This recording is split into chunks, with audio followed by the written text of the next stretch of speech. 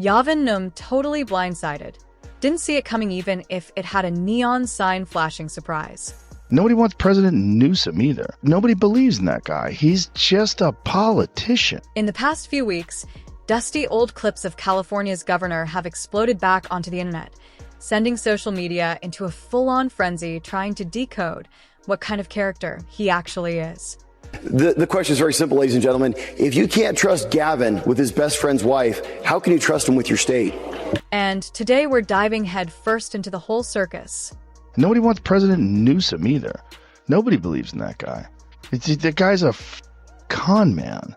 I mean, everything he did in California, from trying to mandate vaccines for kids, when it was totally unnecessary, to being caught out in public without a mask and lying about the fact that he was outdoors. Yeah. And that's the point right there. It's not just the mask. It's not just that one moment. It's the pattern. Say one thing, do another. Lay down the rules, then casually step right over them. And once people clock that, once they see the hypocrisy in real time, everything else starts to feel fake. The speeches, the policies, the whole carefully constructed image. All of it. It's just nobody believes in that guy. He's just a politician. Just a stone-cold, narrative-driven politician. You know, and nobody thinks he's a real human.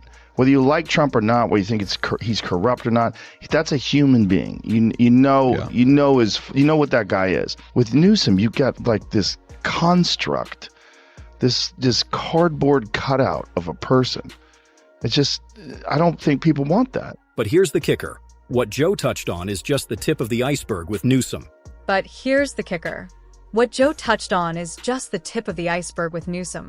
Dig a little deeper, and the picture gets far uglier. Take California's utility behemoth PG&E, long-fingered for sparking massive wildfires, including the infamous 2018 campfire that leveled the entire town of Paradise. The following year, PG&E coughed up a $13.5 billion settlement to victims of that and other fires. Conveniently, they've also been longtime donors to Gavin. One book even claims that over the past 2 decades, Newsom and his wife Rad in at least $700,000 from PG&E.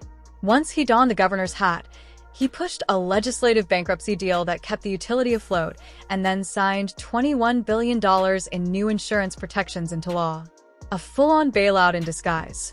And that's still just scratching the surface.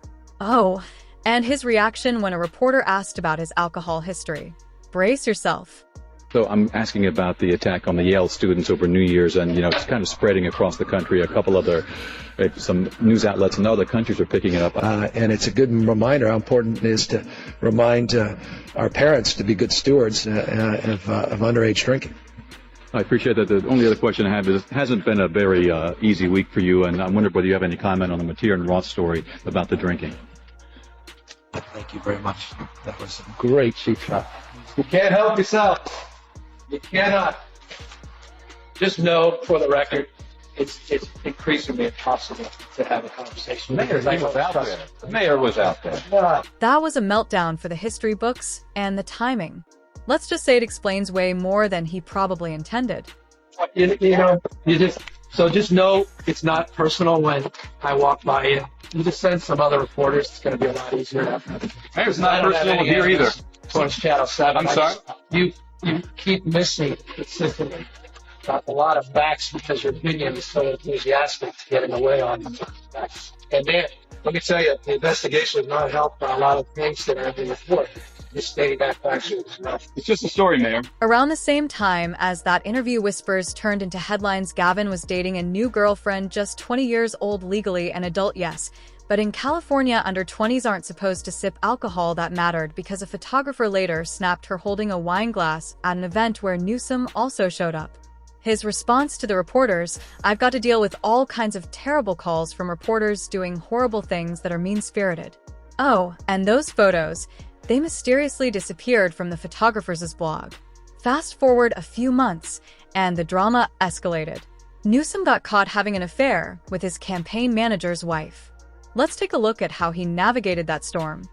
Want to make it clear that everything you've heard and read is true. And I am deeply sorry about that. I've hurt someone I care deeply about, Alex Turk, his friends and family, and that is something that I have to live with and something that I am deeply sorry for. I am also sorry that I've let the people of San Francisco down. They expect a lot of their mayor, and my personal lapse of judgment aside, I am committed to restoring their trust and confidence, and will work very hard in the upcoming months to make sure that the business of running the city is framed appropriately. Appropriately. That apology easily one of the most hollow ever broadcast. Listen to his voice. Robotic, scripted, zero soul. And this wasn't a tiny slip-up. It involved his campaign manager's wife, making the scandal explosive. ABC even wrote at the time, political insiders predict that more revelations about the scandal could emerge, potentially damaging Newsom's re-election campaign. Spoiler, they couldn't have been more wrong. Just a few months later, Gavin sailed to victory with 66% of the vote. Not only did he survive, he climbed even higher politically. But here's the thing. Just like he's wrecked California's finances today, San Francisco was essentially his practice round. And when a CBS reporter called him out on the damage he'd done there, he completely snapped, saying this. The mayor used the occasion of the city's $500 million deficit to start doing interviews again. But of course, we began with questions about his uncharacteristic absence from the public limelight. Mr. Mayor, good to see you. Let me start by asking you, where have you been? $522.2 million shortfall. Last year we had a 570. Wait a minute. 5.6. Hank, I'm here to talk about today and tomorrow.